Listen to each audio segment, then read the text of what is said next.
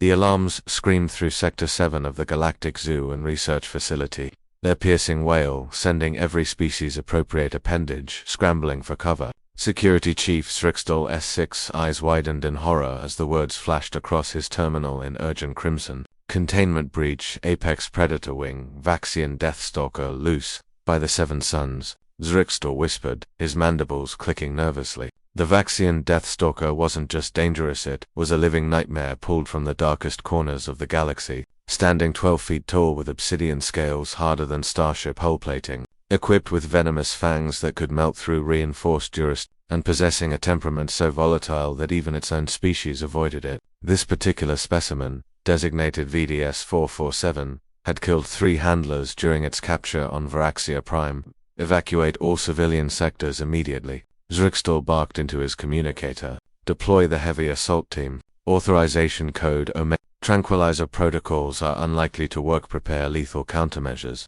Throughout the facility, visitors from dozens of worlds fled in organized panic. The Centaurian delegates galloped toward the exits on their 4 legs. The gelatinous Blobians oozed through ventilation shafts. Even the notoriously brave Corthian warriors, with their battle scars and plasma rifles, evacuated without hesitation. Meanwhile, in the human habitat sector, Catherine stepped away from her observation post for just 30 seconds to grab her datapad. Just 30 seconds. When she turned back, her 3-year-old son Caden had vanished. Caden, Catherine called, her voice tight with a particular brand of panic only a parent knows. Caden baby, where are you? The evacuation alarms were blaring, but Catherine barely registered them. Her maternal instincts overrode everything else. She checked behind the viewing benches, under the information key, inside the small cafe area, nothing. Then she heard Eta delighted giggle echoing from the corridor leading toward the restricted zones. Oh no, Catherine breathed. Breaking into a run, Security Chief Zrixtal and his heavily armed team moved through the facility's corridors in tactical formation, scanners sweeping for any sign of VDS-447, the creature's tracking implant, had gone dead, likely dissolved by its own acidic blood in a desperate escape attempt. Sir, one of his officers whispered, thermal scanners are picking up the Deathstalker's heat signature. Section C, near the tropical habitat zone. Move in, but maintain safe distance, Zrixtal ordered. Remember, this creature can strike faster than most species can perceive. Its kill radius is approximately. He froze. His communicator crackled with a transmission from the observation team. Sir, visual confirmation on the Deathstalker. But, you need to see this. We don't understand what we're seeing. Zrixtal's blood ran cold. He switched to the live feed from the hovering security drone and felt all 6 of his eyes threaten to pop from their sockets. VDS-447, the galaxy's most feared apex predator, was sitting just sitting. Its massive tail swayed gently back and forth, and its murderous head, capable of biting through a combat mech, was lowered in what could only be described as contentment.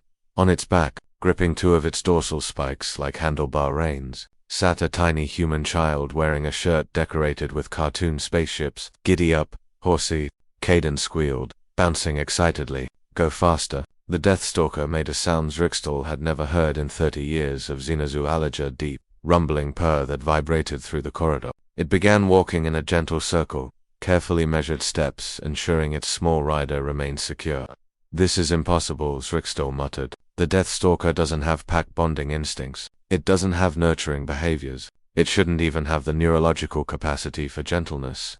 Sir, we have another human approaching, the drone operator reported. Adult female, running at high speed. Catherine rounded the corner at full sprint, her heart pounding, ready to face down anything that threatened her child. What she found made her skid to a halt. Caden Michael Rodriguez, you get down from there right now. The toddler looked up, his face splitting into an innocent grin. Mummy, look, I found a doggy. He's nice. The Deathstalker's massive head swiveled toward Catherine, and for a moment, every maternal instinct screamed at her to grab her child and run. But the creature merely blinked its 4 reptilian eyes and made that strange purring sound again. It lowered itself closer to the ground, making it easier for Caden to dismount. That's not a doggy baby, Catherine said, her voice remarkably steady as she approached with slow, deliberate steps. That's a very dangerous. Actually, I have no idea what that is. He likes me, Caden announced proudly, patting the creature's snout. The Deathstalker leaned into the touch like a cat seeking affection. Behind them, Zrixtal and his security team watched in stunned silence as Catherine calmly walked up to the most lethal creature in the facility, scooped up her son, and began walking away.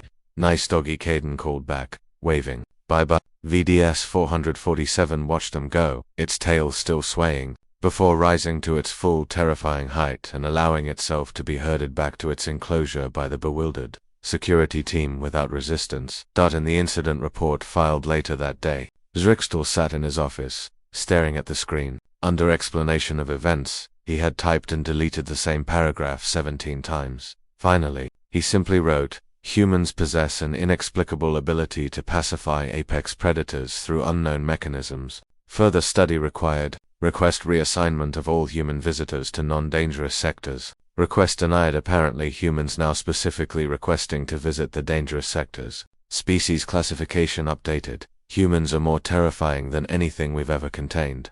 As he submitted the report, Zrixtal watched the security footage one more time. A 3-year-old human child riding the galaxy's most dangerous beast, like a pony at a child's birthday party. "Humans," he muttered, all 6 eyes blinking in defeated confusion. Of course it had to be humans.